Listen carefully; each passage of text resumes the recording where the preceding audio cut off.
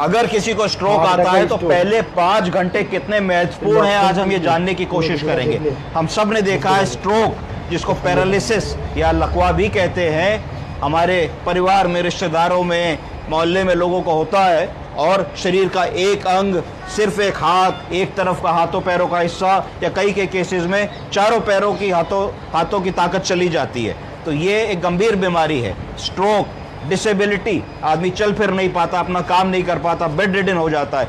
क्या हम कुछ ऐसा जान सकते हैं, समझ सकते हैं, कर सकते हैं जिससे स्ट्रोक अगर आ भी जाए तो पहले 5 घंटों में क्या ऐसा करें कि स्ट्रोक एकदम ठीक हो जाए? क्या ऐसा हो सकता है कि हम स्ट्रेचर पे अस्पताल तो लाए जाएं, पर 5 घंटे के भीतर ठीक होकर के हम वॉक करते हुए अगले दिन घर चले जाएं? ऐसा क्या कुछ संभव है? तो आज इसके बारे में मैं आपको बताऊंगा। हाँ, इसका उत्तर है कि ऐसा संभव है। अगर हम में से किसी को भी ऐसा लगता है कि हाथों पैरों में झंझनाहट होनी शुरू हो गई है, हाथों पैरों में नंबनेस आ रही है, हाथों पैरों की ताकत कम हो रही है, मुंह टेढ़ा हो रहा है, अगर हम चाय या पानी पी रहे हैं तो एक तरफ एंगल ऑफ द माउथ से वो पानी निकल जा रहा है, ड्रिबल हो जा रहा है, हमारे शब्द नहीं बन पा रहे हैं, हम हाथ से गिलास को नहीं पकड़ पा रहे हैं, हम चाय का कप नहीं पकड़ पा रहे हैं, हम खड़े नहीं हो पा रहे हैं, तो इसका लक्षण है, ये लक्षण है, सिम्टम्स हैं कि जरूर हम लोगों को स्ट्रोक हो रहा है। इसके लिए क्या करना है? बिना 1 मिनट का समय गवाए हम लोगों को किसी भी बड़े अस्पताल की तरफ रवाना होना है जहां पे स्ट्रोक का इलाज होता है। स्ट्रोक के इलाज में क्या क्या ज़रूरी है? जैसे ही आप वहां जाएंगे तो देखा जाएगा कि आपका सीटी स्कैन में ब्रेन के अंदर ब्लीडिंग है या क्लॉट है। अगर क्लॉट है तो उसको कहा जाएगा कि इस्केमिक स्ट्रोक है। क्लॉट के कारण ब्रेन के अंदर इतना बड़ा क्लॉट फंस गया है, क्लॉट की वजह से ब्लड आगे नहीं जा रहा, ब्लड नहीं जा रहा तो ब्लड के साथ ऑक्सीजन नहीं जा रही है और ब्रेन का वो हिस्सा डैमेज हो रहा है। तो जो ब्रेन के न्यूरॉन्स होते हैं वो हजारों लाखों न्यूरॉन्स प्रति मिनट मरने लगते हैं, जिसके कारण उनके फंक्शंस जो होते हैं वो जाने लगते हैं। तो तुरंत क्या करते हैं वहां पे इंटरवेंशनल रेडियोलॉजी वाले डॉक्टर साहब बिना चीड़-फाड़ के, बिना चीरा लगाए मिनटों में आपके ब्रेन तक घुस जाते हैं एक कैथेटर के माध्यम से और उस क्लॉट को खींच लाते हैं। और यदि ये सारा काम 4 से 5 घंटे के भीतर हो जाए, इस प्रोसीजर में तो 10 ही मिनट लगेंगे।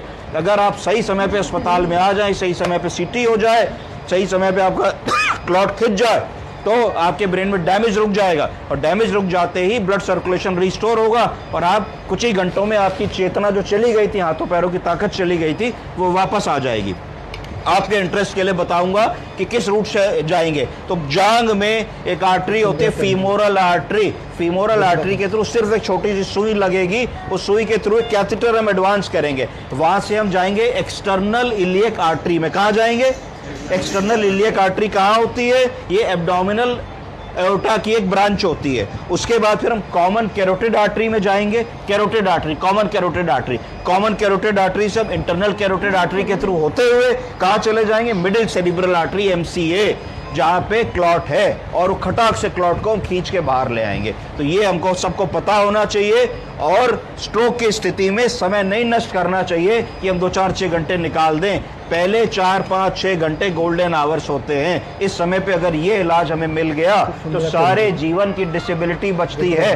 वरना स्ट्रोक के बाद लोगों को 10 साल व्हीलचेयर पे रहना पड़ता है, वॉकर से चलना पड़ता है, कुछ लोग बेड रिडन हो जाते हैं, लेटे लेटे कॉम्प्लिकेशंस होते हैं, बेड सोर्स हो जाते हैं, पेशाब की नली पड़ती है, मोबिलिटी खत्म हो जाती है, उसके कारण एंग्जाइटी होने लगती है, डिप्रेशन होने लगता है, लाइवलीहुड छिन जाती है, नौकरी चली जाती है। तो ये सब ना हो, इसके लिए timely intervention for stroke is very important. समझ गए आप लोग?